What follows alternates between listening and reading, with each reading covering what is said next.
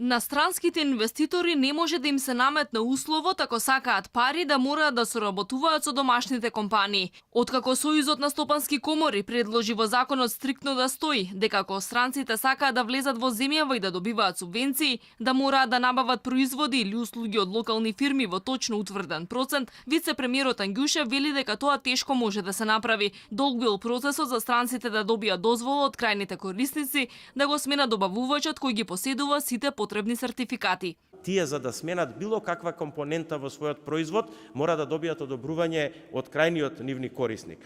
Секој тој кој што се занимава со индустрија знае дека крајниот корисник од друга страна го има не заштитено, него сертифицирано својот производ. Кога правите сертификација, поготово на автомобил, во автомобилската индустрија, вие мора да наведете цел список на компоненти и делови кои што се сертифицирани.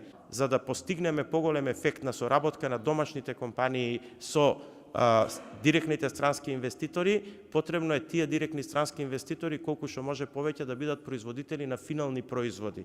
60% од домашните фирми немаат никаков контакт со странците и покрај тоа што некои странски фабрики се присутни скоро една деценија во земјава. Македонските бизнисмени велат дека не е точно дека не ги исполнуваат потребните стандарди, туку комуникацијата со странските инвеститори одела тешко. Оние малку фирми кои соработуваат со фабриките во зоните ретко им продаваат суровини, репроматеријали и помошни делови, туку главно обезбедуваат струја, вода, храна, мебел и слично. Оваа година поддршката за домашните и странските фирми е околу 65 милиони евра. Владата предложи да се продолжи рокот за аплицирање до 30 септември, да се прошири опфатот на компаниите и скратување на процедурите. Лани фирмите искористија 35 милиони евра буџетски пари.